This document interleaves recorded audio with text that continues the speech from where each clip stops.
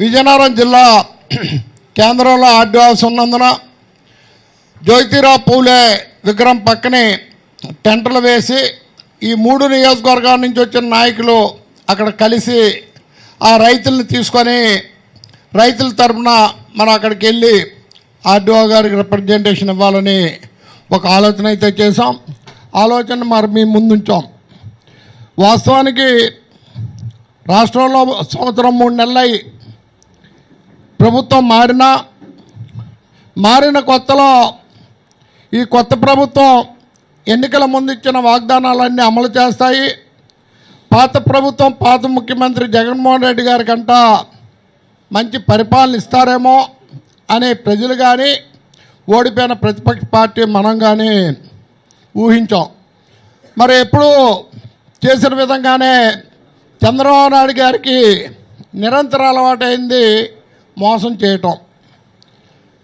ఆ సూపర్ 6 అన్నారో లేకపోతే ఇంకేమన్నారో ఏ ఒక్కటి కూడా సక్రమంగా అమలు చేయని పరిస్థితి. గ్యాసు అంటే నాయకులు ఇక్కడ అందరూ ఉన్నారు, మాకంటే ఎక్కువ ప్రజల్లో తిరుగుతున్నాం, మీకే తెలుసు. ఏ ఒక్క పథకం కూడా పూర్తి స్థాయిలో అమలు చేయలేదు. మరి దాన్ని ప్రతిపక్ష పార్టీగా మనం నిరంతరం నిలదీయవలసిన అవసరం, ప్రశ్నించవలసిన బాధ్యత మన మీద ఉంది. 4 గంటలు కూర్చుంటే మీరు మాట్లాడే మాటలు ఏ పబ్బే భోజనాలకు వెళ్తే రైతులు నిలబడరా, భోజనాలకు వెళ్తే తీసుకోరా, ఆ మాత్రం యూరియా బస్తా కోసం నిలబడాలని ఈ వేదిక ద్వారా అడుగుతా ఉన్నా. ఎందుకు నిలబడాలి? దేనికోసం నిలబడాలి? మీకు ఓట్లేసామని మీ ప్రజాప్రతినిధులు అయ్యారని చెప్పి రైతాంగం అందరూ వచ్చి నిలబడాలా? ఎట్టి బస్సులో ఊరుకునేది లేదు. ఎట్టి బస్సులో అలాంటి కార్యక్రమాలు అయితే ఎట్టి బస్సులో ఊరుకోం. దేనికోసం మీరు మమ్మల్ని అవహేళన చేస్తున్నారు? ఈ రైతాంగం తరపున ప్రతిపక్ష పార్టీగా వైఎస్ఆర్ పార్టీ చెప్తా ఉంది, ఎట్టి పరిస్థితుల్లో కూడా మీ మాటలకు తగు జవాబు చెప్పే పరిస్థితులు ఏర్పడతాయి. మీరు తగిన బుద్ధి చెప్పే పరిస్థితులు వస్తాయి రాబోయే రోజుల్లో. దేనికోసం మేము నిలబడతాం? మీకు ఓట్లేసినందుకు మేము రైతులు వచ్చి భోజనాలు ప్లేట్లు పట్టుకునేంత విధంగా మీరు అవహేళనగా మాట్లాడతారా? ప్రభుత్వ బాధ్యత కాదా మీకు? రైతు భరోసా కేంద్రాలు కట్టాం. రైతు భరోసా కేంద్రాల్లో గత ప్రభుత్వం ఏ రకంగా చేసిందో మీ కంటికి కనపడలేదా? మీ గ్రామంలో నిమ్మాడి గ్రామంలో ఏ రకంగా వ్యవసాయం ఆనాడు వ్యవసాయ అధికారులు వచ్చి మీ అగ్రికల్చర్ వచ్చి మీకు ఆ రోజు ఎరువులు కానీ విత్తనాలు కానీ ఏ రకంగా పంచామో మీకు తెలీదా?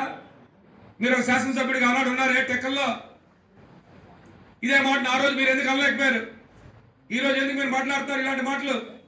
ఇది చాలా మంచి దురదృష్టకరమైన మాటలు మాట్లాడుతూ ఉన్నారు. ఇది మంచి విధానం కాదు.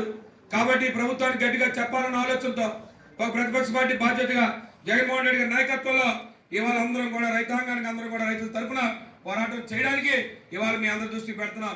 మీరు పెడతారా లేదా అది పక్కన పెట్టండి.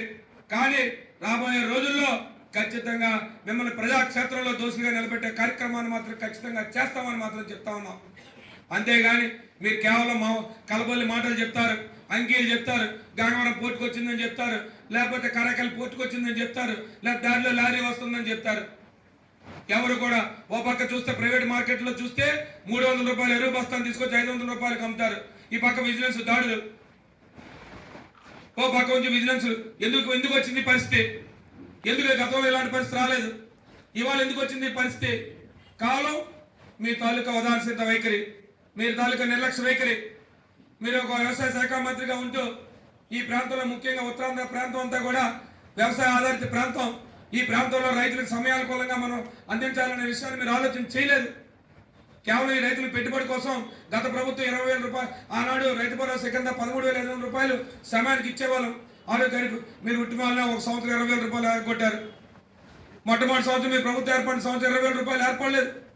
ఇవాళ 13,500 ఇవాళ కేవలం 7,000 రూపాయలు ఇచ్చారు. ఇచ్చి మీరు మహా గొప్పలు చెప్తా ఉన్నారు. ఈ జిల్లాలో 20,000 మందికి ఇవ్వలేదు. మీరు లెక్కలు తీయండి. ఈ రాష్ట్రంలో 7 లక్షల మందికి ఎందుకు తగ్గారు? గత ప్రభుత్వం ఇచ్చిన రైతులు వాళ్ళ అనర్హులు ఎందుకు అయ్యారు? చెప్పండి వాళ్ళ అనర్హులు అని చెప్పి. మీకు ఈ గత ప్రభుత్వం రైతులకి అనర్హులకి ఇచ్చిందని చెప్పండి.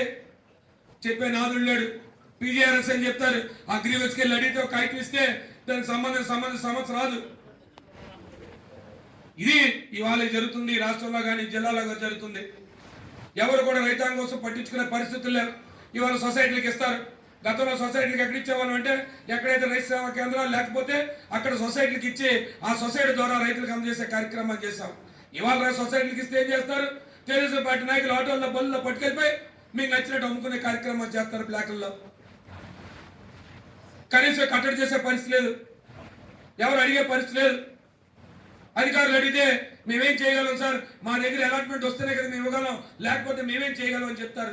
వాస్తవమే, అధికారులు ఏం చేస్తారు, ప్రభుత్వం నుంచి వస్తేనే సరఫరా చేస్తారు తప్ప అంతకు మించి అధికారుల చేతులు ఏమీ లేదు.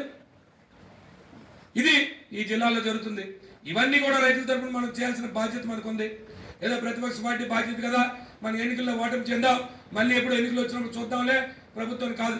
ఓ ప్రతిపక్ష పార్టీ బాధ్యత ఏంటంటే ఖచ్చితంగా ఈ రైతాంగం తరపున ప్రజలకు ఏ సమస్య వచ్చినా ఆ సమస్యని ఖచ్చితంగా ప్రజల తరపున మనం పోరాటం చేయాల్సిన బాధ్యత మనకుంది. కాబట్టి ఇవాళ మనం వెళ్ళి ఖచ్చితంగా ఆ కార్యక్రమాన్ని చేయాలి, ఆ కార్యక్రమాన్ని చేద్దాం. ఖచ్చితంగా 9వ తారీఖుని ఏదైతే మనకి ఇచ్చిన ఆదేశాలు ఉన్నాయో దానికి అనుగుణంగా ప్రతి ఒక్కరూ కూడా ఈ వేదిక ముందున్న వాళ్ళు కానీ, వేదిక పక్కన ఉన్న వాళ్ళు, వేదిక మీద ఉన్న వాళ్ళు కానీ అందరం కూడా ఖచ్చితంగా ఈ కార్యక్రమాన్ని రైతాంగం తరపున ఖచ్చితంగా మన అందరం కూడా చేసి ఈ ప్రభుత్వాన్ని తెలియజేయాలి. కేవలం మాటలు చెప్తున్నారు, ఏదైనా అధికార సమావేశం పెడితే కావాల్సిన ఉన్నాయండి అంటారు.